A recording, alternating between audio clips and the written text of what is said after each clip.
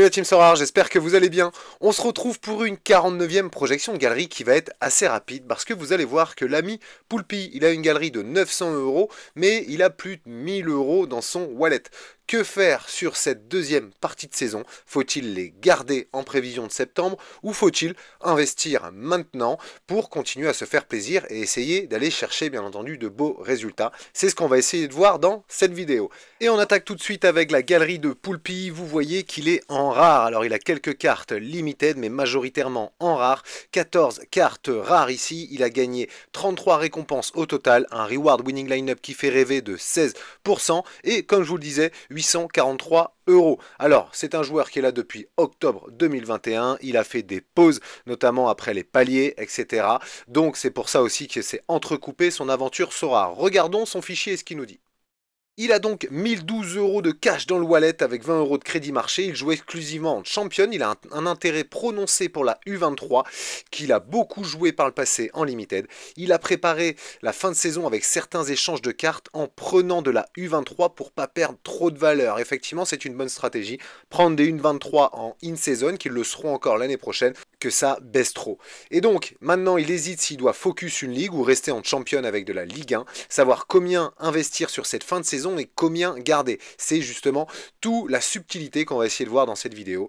Du coup, il voit qu'il a quelques U23, mais toujours pas de gardien. Il ne sait pas si c'est la bonne direction pour la saison prochaine. Et oui, je l'ai remarqué, il est supporter lyonnais. Une galerie exclusivement champion, vraiment sur 14 cartes, c'est 14 cartes champion. Et au niveau des joueurs, on les voit ici, tous ces joueurs rares avec beaucoup de lyonnais. Et donc, voici ce que je lui projette. Je lui garde évidemment les 14 joueurs qu'il a, que je trouve en tout cas intéressants. J'en vends aucun pour le moment. Il a Perry et Donovan Léon, qu'il a en classique, mais ça compte du coup pour la Champion in-season, parce que tout le reste est en in-season. Niakate Mata à Lyon, Tolisso également, et Cherki Fofana. Sinon, dans une deuxième équipe, il a Léon. Vous avez vu qu'il a pris les gardiens remplaçants à chaque coup, c'est très bien. Joubal, Stagueux et Ito. Alors, je ne sais pas comment tu fais avec seulement 3 attaquants. Et seulement 2 milieux, c'est là où ça me chagrine un peu. Et j'ai vu que tu avais Kuzanov et Andrei Santos de Strasbourg, c'est là où je te propose de venir étoffer. J'ai vu que tu avais bien entendu tes 887 euros actuels de valeur galerie. Moi, je te propose sur les 1000 d'acheter 30%, c'est-à-dire 312 euros. Et je te montrerai après ce que je projette en champion l'année prochaine en me basant sur les prix des in-season à la sortie de la saison 2024-2025. Donc je te propose 4 joueurs aujourd'hui en U23 pour venir te créer une équipe U23 aussi potentiellement l'année prochaine, mais aujourd'hui faire une championne. Donc c'est une U23 pour 2025-2026 et c'est une championne pour aujourd'hui avec Caprilé, Bischoff, Lamine Camara et Nico Williams que je trouve hyper intéressant au niveau prix. Regardons. Alors oui, c'est une inconnue, Elia Caprilé, parce qu'aujourd'hui, il est prêté par Naples à Cagliari. Par contre, c'est un super gardien. Regardez son L5 et son L15. Il est encore U23 jusqu'en 2026, donc ça compterait l'année prochaine. Et moi, je pense que, vu les qualités de ce gardien-là, il aura un spot de titulaire encore l'année prochaine. À Naples, si départ d'Alex Meret. Il y a eu des rumeurs d'Arabie Saoudite aussi sur le mercato estival de l'année dernière. Donc on ne sait jamais avec Alex Meret et je pense que Caprilé a en tout cas les épaules pour justement prendre le spot à Naples ou dans une autre équipe et on ne sait jamais avec le mercato, mais à 75 euros en in-season, si ça devient un gardien titulaire à partir de juillet-août, tu peux être sûr que soit tu t'éclateras avec, soit tu pourras le revendre aussi avec une belle plus-value. Son avenir est aussi mêlé à celui de Kimmich. J'ai cru voir que Kimmich devrait re-signer au Bayern parce que personne ne s'était positionné pour lui proposer un contrat. Je trouve ça étonnant, mais attention, hein, le mercato est fait de surprise. Donc par contre, Bischoff, c'est la relève. Il a que 19 ans, U23 jusqu'en 2029. Regardez son prix, 81 euros seulement en in-season, avec pourtant hein, un L15 de 59, un L5 de 58. Donc on est même à Hoffenheim qui fait une mauvaise saison sur un super joueur.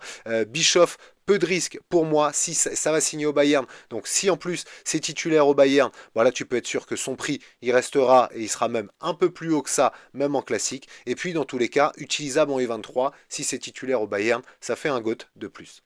Il me fait une excellente impression et surtout je vois que son prix baisse 56 € pour Lamine Camara. Effectivement, regardez un L15, L5. On est sur un joueur aussi qui est dans le turnover à Monaco mais qui a pris sa place, hein, l'ancien Messin. Moi je trouve qu'il est de qualité ce joueur. Il a seulement 21 ans, donc U23 jusqu'en 2028 à 56 €. Peu de risques pour moi, tu peux t'éclater aussi avec lui en milieu et l'année prochaine, je pense qu'il va encore passer un cap et donc sera un titulaire indiscutable U23 à Monaco, je pense, à moins que, comme Monaco sait bien le faire, ils réussissent à le vendre aussi très bien dans un plus gros club, pourquoi pas. Donc, pour moi, Lamine Camara, c'est un bon pari. Et c'est pour moi avec Bischoff celui que je conseille le plus. Alors son prix a déjà augmenté par rapport à hier quand j'ai fait la projection. Tu peux essayer de le choper, je pense, aux alentours de 100 € plus tôt. Mais Nico Williams, on sait certainement que ça devrait bouger aussi au mercato estival. Des clubs anglais, en tout cas, se sont positionnés et lui font les yeux doux. C'est un joueur, on l'a vu notamment en sélection, qui est hyper intéressant. Regardez L15, L5 aussi. Je pense que tu peux t'éclater avec lui jusqu'à la fin de saison à Bilbao.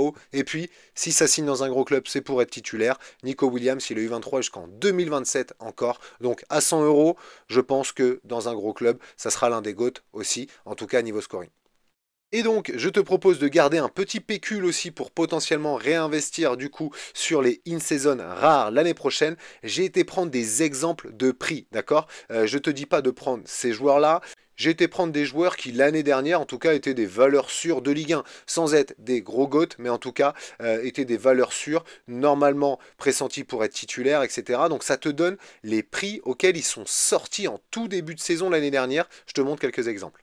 On a l'exemple ici de Marcin Bulka, on le voit ici en juillet. Les cartes s'échangeaient aux alentours de 300 € comme on le voit, avec même avant mi-août ici 250 €. Donc je t'ai mis un budget aussi, comme on le voit là, de 340 €. Je pense que même pour 300 €, si tu attends vraiment le début du championnat, tu pourras prendre un bon gardien de Ligue 1, donc de Champion. Je te prévois évidemment le sub aussi qui s'est changé aux alentours de 20 € l'année dernière. Et puis on avait des défenseurs comme Magbadou aussi, hein, avant bien sûr son départ à Wolverhampton cet hiver, mais qui était un gros scoreur, en tout cas un bon scoreur de Ligue 1, et des joueurs comme Mata aussi, qui est un bon scoreur d'ailleurs à Lyon, mais qui s'est changé aux alentours de 30 € en tout début de saison. Donc je pense que pour 80 €, tu peux déjà choper aussi un bon défenseur. Allez, si on met 50 et 50, comme on le voit là, dans tous les cas, ça te fait pour 100 € deux défenseurs intéressants en Ligue 1 et donc en Champion. Ensuite, au milieu, j'ai été voir des joueurs comme le petit Gomez à Lille ou encore Tolisso, qui s'est changé aux alentours de 50 € et de 35 €. Ça, c'est intéressant aussi. Je pense que allez, je te mets aussi 100 €, tu peux prendre deux milieux qui scorent aussi de manière récurrente et régulière en Ligue 1. Et surtout au niveau des attaquants. Il y avait beaucoup d'attentes aussi sur la Casette, hein, souvenez-vous, au début de saison du coup 2024-2025, et surtout sur Joe David, qui s'est changé aux alentours de 150 €, je vous montre. J'ai pris l'exemple de David, mais parce que les cartes sont sorties plus tard aussi. Et regardez ici, hein, les actions aux alentours de 150 ici. Alors on était déjà en octobre, peut-être qu'il faudra monter effectivement un peu plus, mais pour un attaquant du calibre de Joe David, je pense que 150 €, tu peux prendre un bel attaquant de Ligue 1 aussi l'année prochaine, plus un joueur comme Lacazette qui était aussi très attendu, et qui lui, il y a un an, s'est changé effectivement aux alentours de 100 € ici, voire même avant le début de saison, on tombait vers plutôt 80 €, vous voyez, le 8 août par exemple. Donc, en projetant comme ça, je pense que garder 700 €, ça te permet d'avoir une belle équipe championne directement dès le début de saison l'année prochaine, et pourquoi pas quelques Lyonnais, et donc de continuer à kiffer. La projection, hein, même si elle est en rare, etc., elle est intéressante parce qu'elle montre aussi comment les managers se posent des questions aujourd'hui. On est dans une période d'entre-deux, entre la fin de saison qui arrive à grands pas et le fait de se dire, bah tiens, mes in-season vont repasser classiques, donc elles vont perdre en valeur. C'est là toute la subtilité, le juste équilibre aussi à trouver, bien entendu. Maintenant, attention, hein, Sorare, c'est un jeu où aussi on est là pour kiffer. Donc c'est bien d'aller chercher de la renta, mais c'est pour ça que je dis, remets 30% vraiment pour kiffer sur des joueurs que je trouve, moi, intéressants et puis plaisant à regarder aussi bien entendu, et garde effectivement ton petit pécule pour encore plus kiffer, pourquoi pas l'année prochaine dès le début en in-season, en rare en plus. Donc voilà, 70-30, je pense que c'est le bon ratio au vu de ta galerie. Je profite de vous avoir pour vous montrer aussi les résultats de ma Game Week avec cet ajustement de gameplay, avec 3 divisions désormais, la MLS qui a commencé. Bon, je récupère 3 dollars en cash en MLS, mais sans atteindre le palier pour effectivement 5 points au final. Je vais vous montrer mon équipe, mais j'atteins pas les 380. Un peu déçu quand même, parce que je pense qu'il y avait la place pour aller justement chercher ce fameux palier à 380 points. Ce n'est que partie remise, ça sera pour semaine prochaine. Je suis plutôt content parce que j'ai une équipe qui monte en division 1 bien entendu en MLS, donc ça c'est hyper important. 40 essences aussi, c'est ce que je chopais difficilement chaque game week avec toutes les box que j'avais, donc ça c'est cool. Et puis 2000 XP en sachant que j'ai fait une game week catastrophique. Des DNP dans tous les sens, des joueurs qui prennent des cartons rouges, des joueurs qui bench, bon bref, j'ai fait une game week vraiment cata, donc franchement pour la catastrophe de cette game week, récupérer 40 essences, 3 euros cash et 2000 XP, je vais être honnête avec vous, je suis plutôt content. C'est pas forcément mérité vu, je pense, les joueurs en tout cas que j'avais et que j'ai mal placé, je pense, dans mes équipes. Donc, je trouve en tout cas que ça peut être vraiment hyper top pour la suite si jamais je fais de bonnes game week parce qu'en essence je pense que je peux monter largement. L'XP ça va être intéressant aussi de la répartir et de savoir sur quel joueur la répartir. Moi je mettrai sur mon équipe une en MLS hein, du coup. Et puis les 3 euros cash ça fait, allez déjà ça de gagner en MLS en espérant gagner beaucoup plus bien entendu. Et donc là voici mon équipe à 375 points comme on le voit là avec Denki capitaine mais qui score pas assez haut, Brandon Vasquez malheureusement qui ne marque pas, Yamane qui a eu une régule, il était à 74, j'étais à 0,4 je crois de 380 points finalement, il a baissé à 69 mais je suis plutôt content, j'ai regardé le match et je le trouve très bon, Yamane en tout cas il se projette beaucoup, Burki qui fait le clean sheet ça c'est top et puis Pasalic qui malgré ses 2 buts ne va pas chercher beaucoup de AA malheureusement et puis que j'aurais dû mettre capitaine aussi pour aller chercher les 380 points. Bref, on va quand même monter en division 1 avec cette équipe, donc ça c'est top. Voici donc pour la projection de galerie de l'ami Poulpi, et puis pour un petit point rapide sur mes résultats, je me pencherai bien entendu hein, sur le nouveau gameplay, le ROI, etc. quand on aura passé quelques game week, je pense, et puis avec un peu plus de recul aussi hein, sur ce qu'on gagne ou pas.